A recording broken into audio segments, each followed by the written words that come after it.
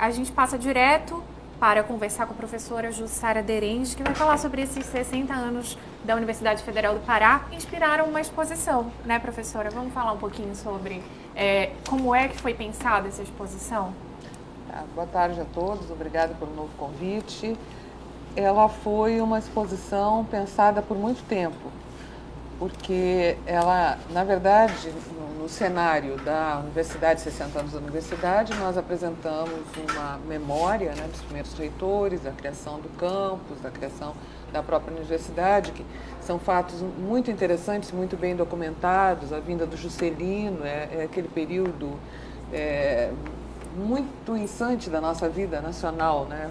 Quando cria a ilha, começa a ter a arquitetura brasileira começa a ter um relevo internacional e o Juscelino vem a Belém assinar o ato de criação da nossa universidade.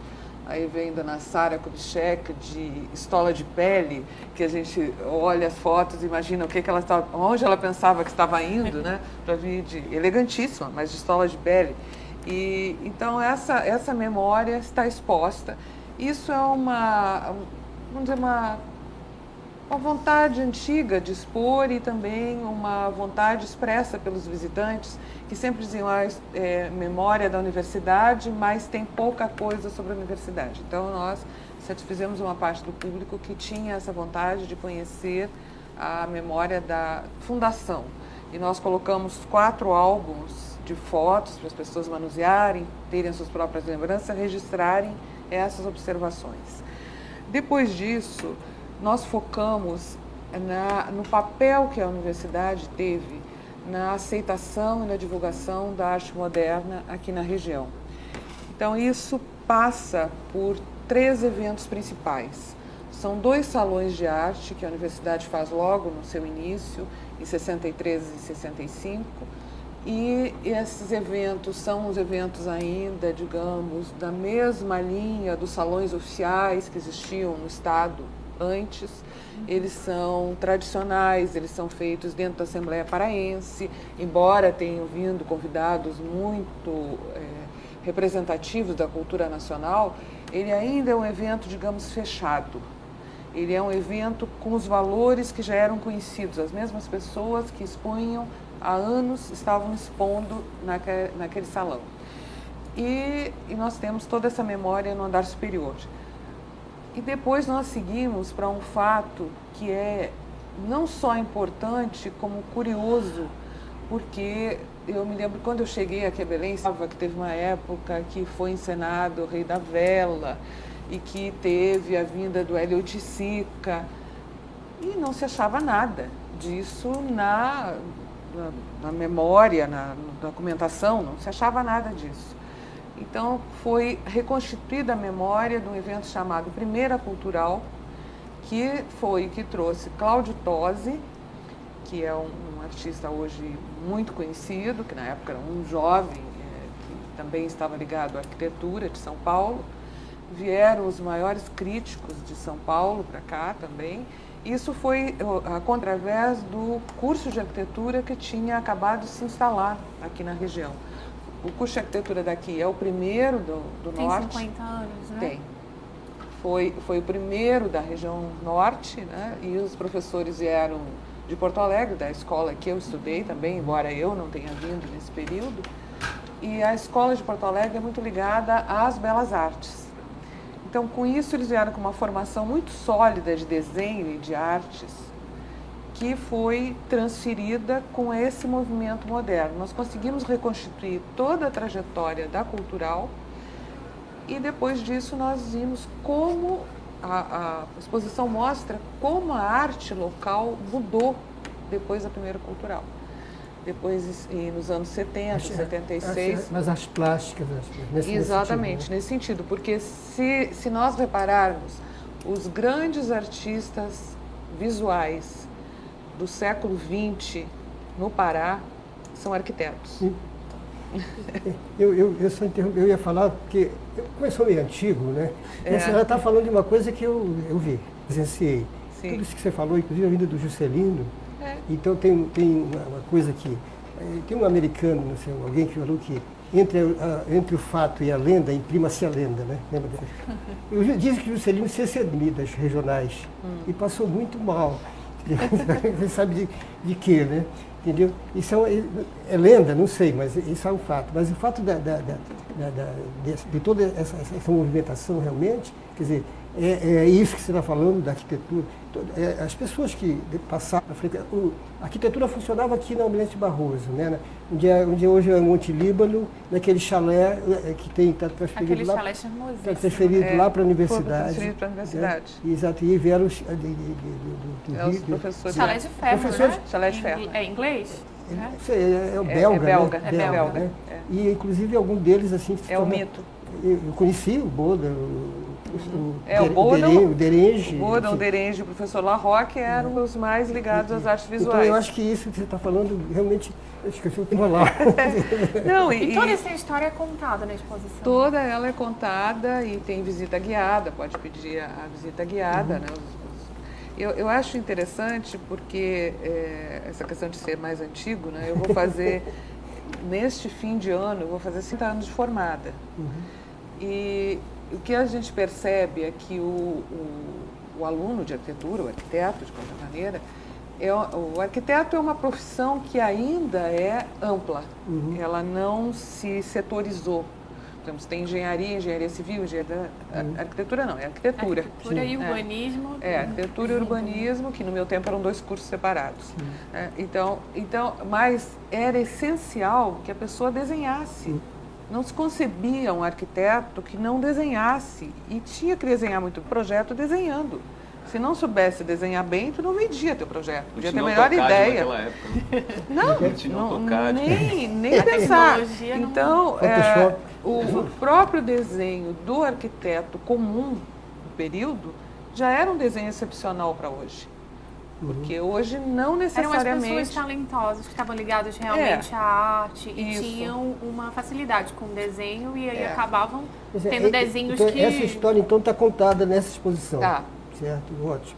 Agora, e uma outra coisa que eu queria perguntar também, além dessa exposição, é que o museu da universidade, ele desempenhou, quando ele foi criado, na década de 90, um papel muito importante dentro do panorama, do cenário cultural. Ele tinha, além das exposições, além disso, ele recebeu o acervo do Vicente Salles, que eu queria perguntar se ainda está lá e como está. Está lá. Né? Ele vai responder. E até cinema, eu participei de projetos que... Pode voltar, será bem-vindo. Tem várias oficinas no museu. Havia performances nos jardins, entendeu? Sabe? Eu estou perguntando assim, por que isso não volta? Por que acabou? Falta de dinheiro? Entendeu? Não é que acabou. Nós continuamos tendo algumas dessas iniciativas, mas não mesmo do porte que tínhamos anteriormente. Há essa dificuldade, né, e o meio ampliou muito também, né? O meio ampliou muito.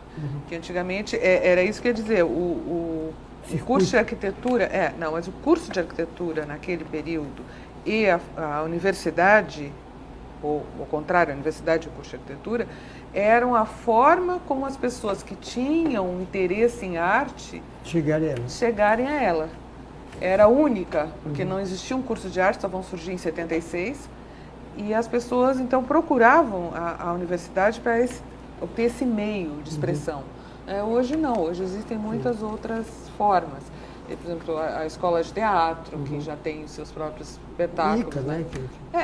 Então tem toda uma outra estrutura que, inclusive, o fato de nós sermos no centro e não estarmos junto com a universidade no campus, dificulta um pouco essa nossa interação. Sem contar que, agora que eu me lembrei, que aquele prédio onde está o museu, além de ter sido no passado a residência do Augusto Montenegro, ele foi a primeira reitoria, a sede da primeira reitoria da Universidade Federal, não é isso? Foi. Isso é outro pioneirismo da universidade. Na época o reitor era o Dr. Silveira Neto. E nós estamos vivendo, está falando naquele cenário Brasília, né? Então a arquitetura é uma arquitetura considerada internacionalmente, né? Brasília é um fenômeno naquele período. E o Dr. Silveira Neto tem uma iniciativa que só vai ser adotada bem depois, que é comprar prédios antigos. Ele tem essa visão de comprar, inclusive, o prédio que é a reitoria. E aí, ótimo para nós, ele se transferiu para o campus e nós ficamos com a sede do museu. A gente tem algumas fotos da exposição, vamos ver. São várias telas também que estão em exposição, é isso, né? Vamos ver se está no ponto.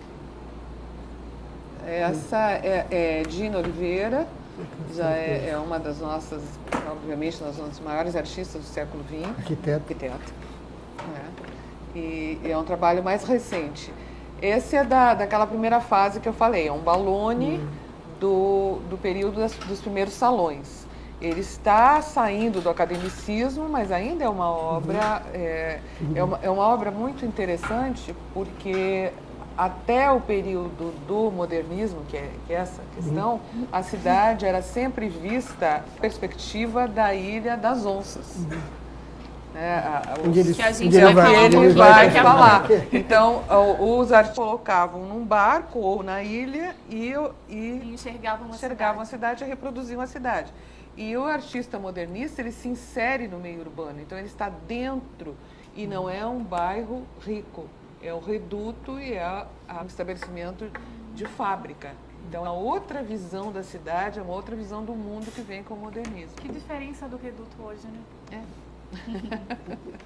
Um pouquinho diferente. Isso é uma obra importantíssima. É uma obra importantíssima nossa, lá do museu, que é uma obra do Emmanuel Nassar, do começo da carreira. Vai ser emprestada ainda em abril para ser exposta na Pinacoteca de São Paulo.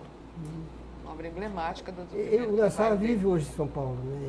Ele vive hoje em São Paulo, né? No interior de São Paulo. Né? Eu acredito que ele está entre os dois lugares. Entre Belém e... Ele vem aqui.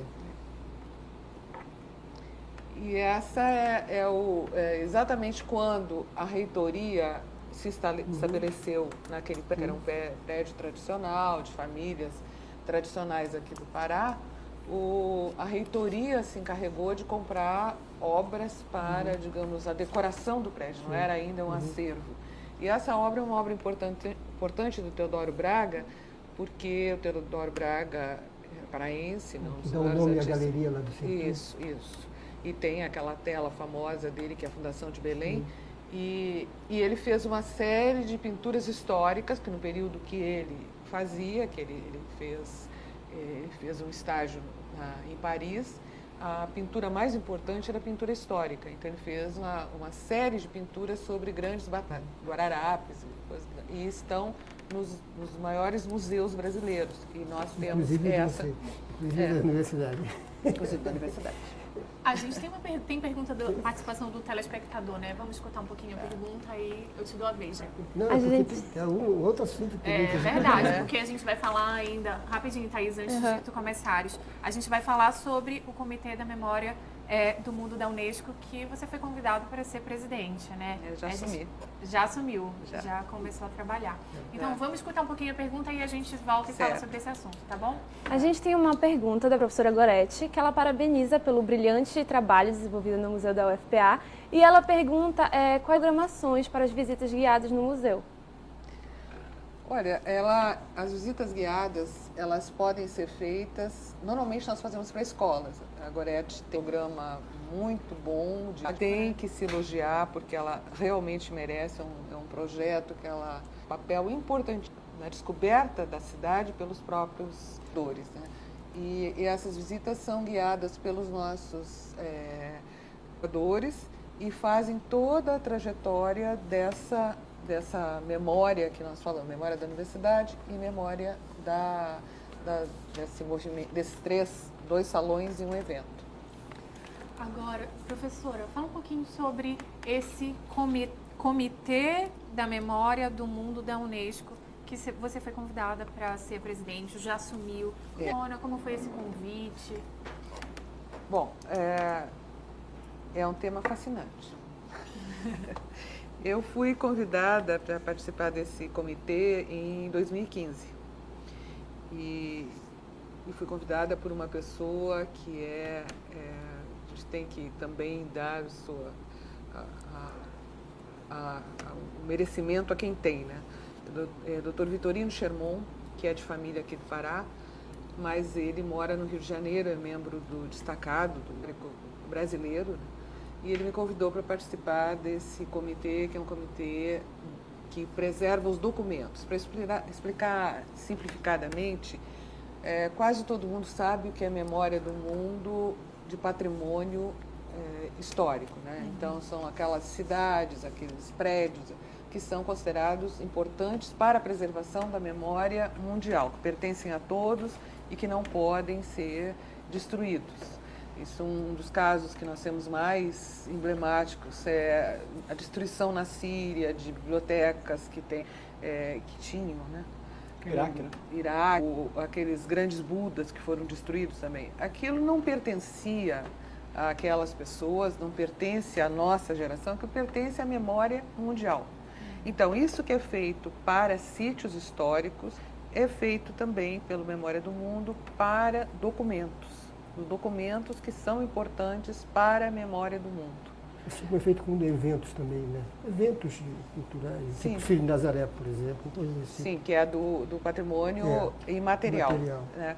Então, esse de documentos, ele existe desde 1992 pela Unesco e tem 10 anos que ele está instalado no Brasil. E depois de 2 anos, a pessoa só pode ficar 4, né? 2 e a recondução. E agora que completou os 2, eu fui convidada para ser a presidente do comitê. Do Comitê do Brasil, Comitê brasileiro. E eu acho que isso, as pessoas enfatizam muito que é a primeira mulher. Eu acho que me honra realmente ser a primeira mulher a ter essa função. Mas o que me fez aceitar foi, mais do que tudo, chamar atenção para a região norte, porque eu já fui o primeiro membro do norte a ser incluído nesse comitê. Então, nós sabemos que nós fomos um outro país. Né? Apartados, né? Nós éramos outro país. Então, nós temos 2 coleções, quer dizer, na verdade, um documento e uma coleção nominados. Essa Memória do Mundo ficava muito centralizada em Rio e São Paulo, porque o comitê é lá, ainda funciona lá. Né? E, obviamente, disputar lugar com o Arquivo Nacional, a Biblioteca Nacional, é complicado, porque praticamente eles têm tudo. O que é nominado? Porque não existe, é bom que se diga, não é prêmio, não tem dinheiro, não envolve nenhum auxílio, não é nada disso, é uma nominação. Esse documento passa a ser protegido, mas ele tem que ser divulgado, ele tem que ser resguardado pela instituição que indicou, né? E essa indicação pode, obviamente, render outros auxílios de outras instituições, mas não é da Unesco. Né?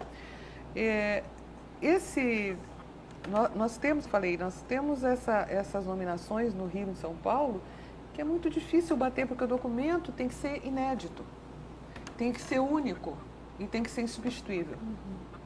Então, eu trouxe até o livro que foi feito para fazer a divulgação, com alguns documentos que podem ser ilustrativos do que é Memória do Mundo. A Lei Áurea.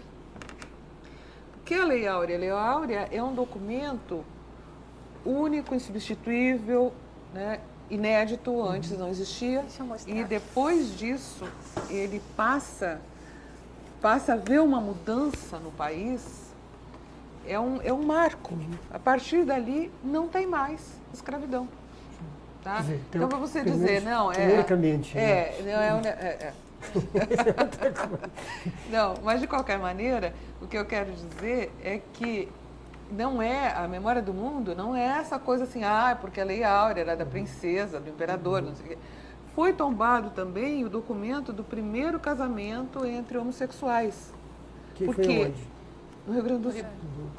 Por quê? Porque a partir daí houve uma mudança.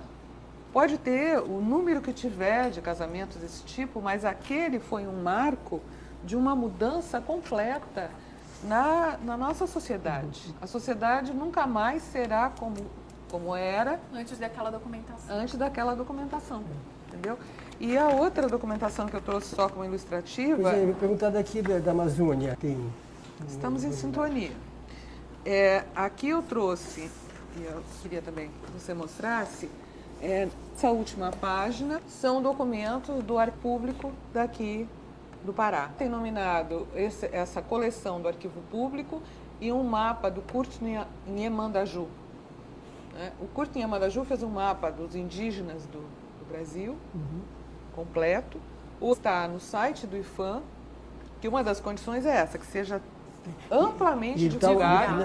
Fisicamente ele está no Museu Guelph. Museu Guelph. Mas agora ele pode ser consultado, inclusive com acréscimos importantíssimos. Claro, o mundo muda, né? Linkando, vai se ver aquela tribo, toda aquela cultura que ele... Exatamente. E o outro é uma vista de Cametá, mas tem